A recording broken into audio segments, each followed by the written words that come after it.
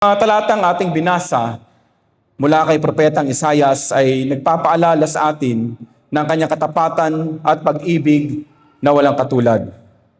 As the year is about to end, mga kapatid, I hope kasama sa ating mga plano ang pag-renew ng ating commitment.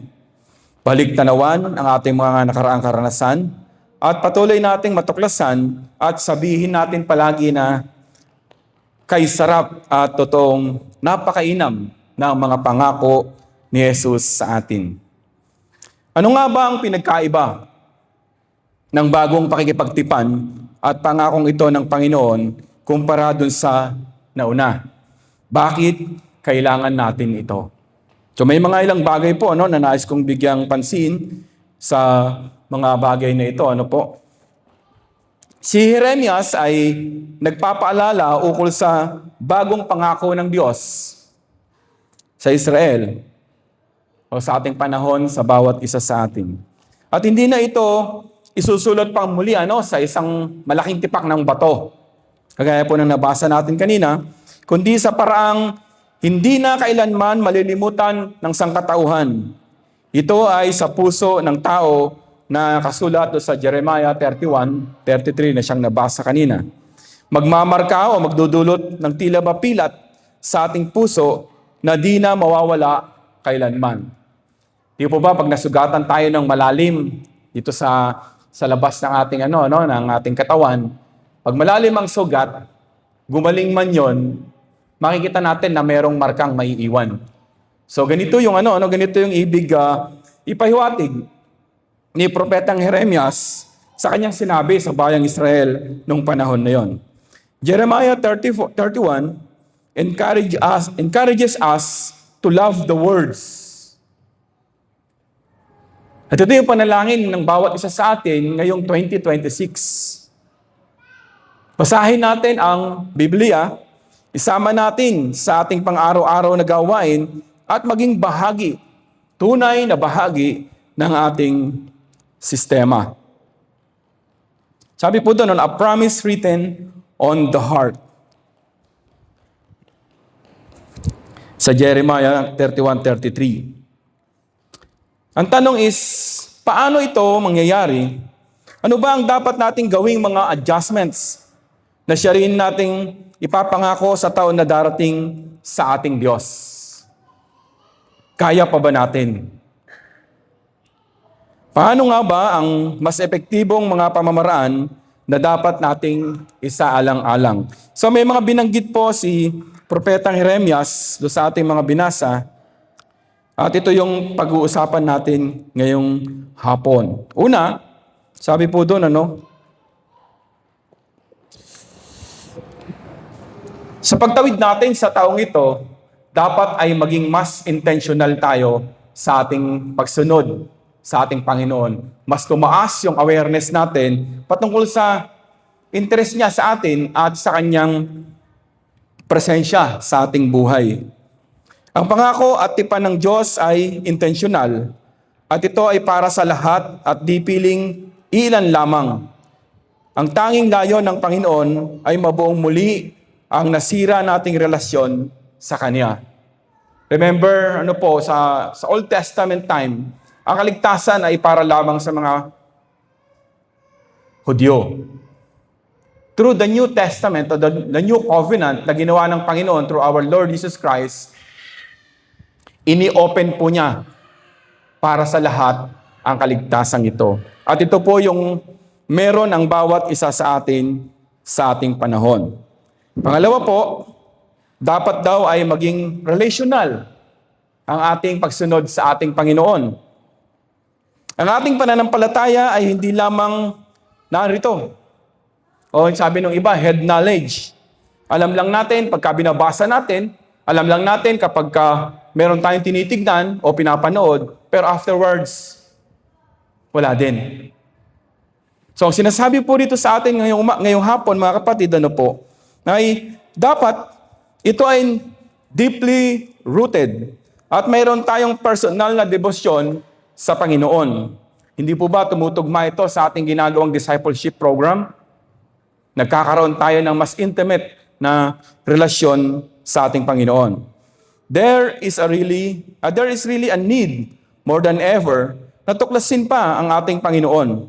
Mas mahalin siya sa taong darating at sa mga panahon pang darating. At dahil dito, nagkakaroon tayo ng pagbabago o transformation. Nagkakaroon tayo ng pagbabago at transformation. Kapag nagiging intentional lang ang relasyon natin sa Panginoon at pagsunod, kapag ginagawa natin to because we want to keep that relationship, natatransform ang bawat isa sa atin. Nagbabago tayo. Yung dating hindi natin kinagigiliwan, ngayon gustong-gusto nating laging bahagi ng mga ganong gawain. Amen po ba mga kapatid? Sabihin mo sa katabi mo, handa ka na ba talagang magbago para kay Lord? Sige po, tignan niyo po sa mata at tanungin niyo yung katabi niyo, handa ka na ba talagang magbago sa Lord, kay Lord? Kung ganon, huwag na ako ang lagi mong ichinichismis.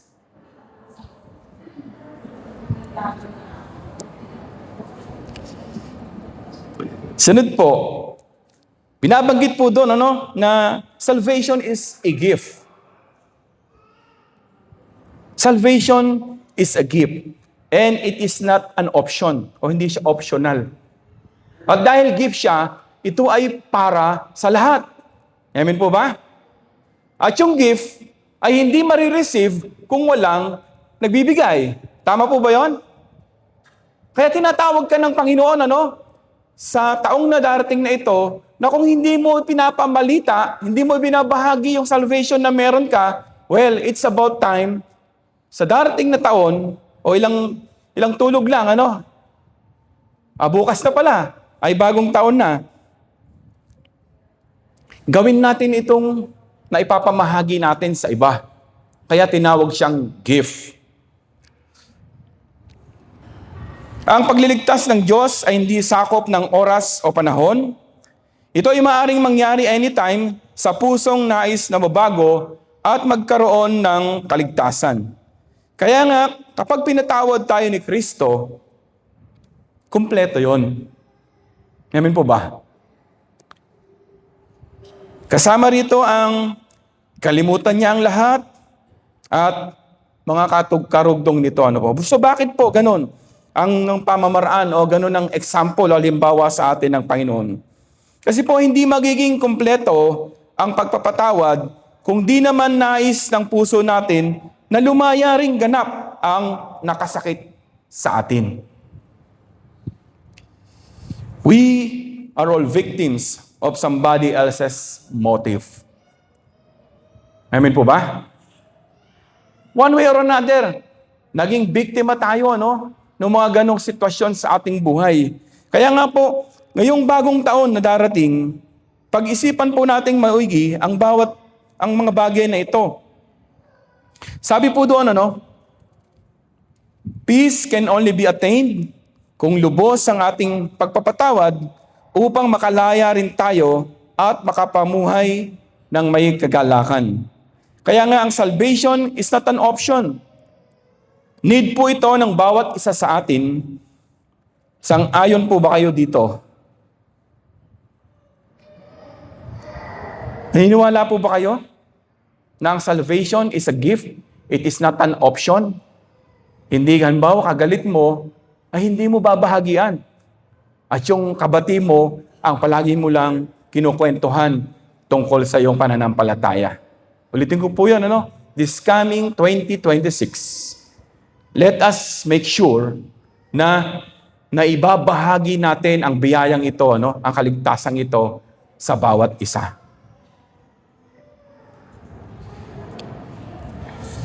Kapag totally and completely nakakapagpatawad tayo, we are made new every day dahil sa ating pagtitiwala sa ating Panginoong Hesukristo. Sabi po ni Charles Stanley, sabi po niya doon about the benefit of intimacy with God. Sabi niya, experiencing God's love enables us to extend His grace and mercy to others. Pagka nararanasan daw natin yung pag-ibig ng ating Diyos, nagagawa nating abutin din sa pamamagitan ng grasya na yon yung iba. So let's make it a habit na nagagawa natin yung bagay na ito. Isa sa makatotohanang aral na iniwan ni Billy Graham sa atin ay ito, when Christ forgets, He forgives. When Christ forgives, He forget. Tatandaan po natin yun, Ang ibig pong sabihin, kung sa isang usaping legal po, kapag napawalang sala yung akusado, lahat ng charges laban sa kanya ay wala na. Yun yung forgiveness na sinasabi po rito sa ating pinag-uusapan. Wala ka nang iipitin pang iba, wala ka nang itatago ko muna ito.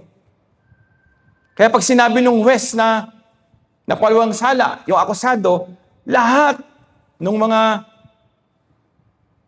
ipinapataw sa kanya na kasalanan, wala na lahat yon. Malaya na yung akusado at ganyan po yung efficacy ng dugo ni Jesus na humugas sa ating mga kasalanan. Hindi mo pa nagagawa ang isang kasalanan, ay pinatawad ka rin niya rito. Ang tawag natin doon is prevenient grace.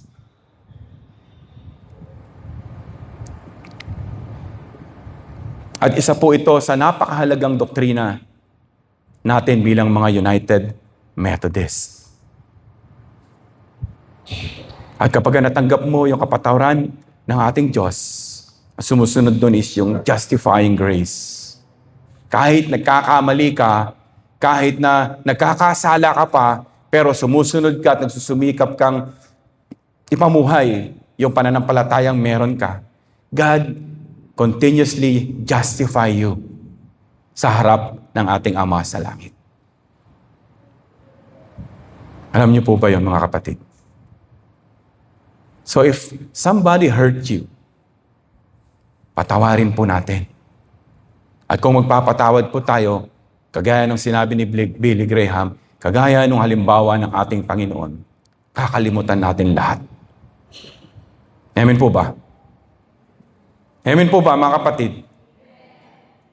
Yan yung isang mensahe ng pagdatal ng ating Panginoon dito po sa mundo. At sa huli po, God is calling us for a renewal. Sa pag-alis natin dito sa sanctuary nito, nawa ay dalhin natin at tuparin ang ating pangako sa Kanya na may katotohanan at pagsunod. Hindi na lang po sana another case ito ng New Year's resolution natin na mas madalas ay madali nating nakakalimutan. Can we be more serious this time? Na kapag sinabi natin mamaya sa ating panalangin na mas magiging passionate tayo compare sa lilipas na 2025, na mas magiging involved tayo. We really mean it. Mamaya po, mag-a-anoint tayo ng langis.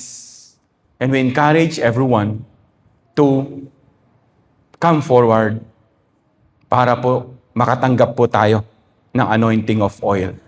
Let us bring this in our home. Panalangin niyo sa Panginoon na yung mga kasambahay ninyo na hindi natin nakasama ngayon, kumuha kayo ng langis sa bahay ninyo. Huwag lang yung pinagpirituhan ng longganisa o kaya ng tuyo. Kumuha po kayo ng langis. Pag-pray po ninyo. At kayo mismo, pwede kayong mag-anoint ng oil sa inyong buong sambahayan. Amen po.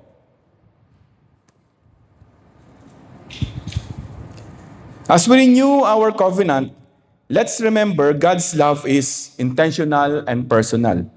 At yan, ini-encourage tayo na maging ganun din po tayo.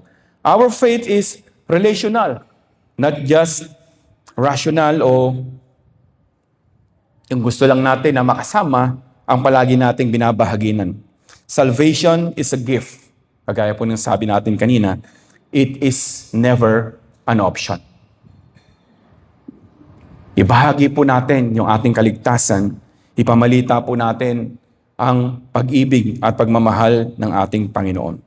Kapag sinabi nating pinatawad na kita, dapat po automatic na kinalimutan na rin natin ang kasalanang nagawa ng iba sa atin.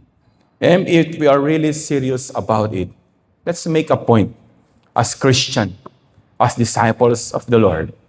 Tayo ang unang gumawa ng hakbang para maramdaman nila, especially those who hurt us, na pinatawad na natin sila.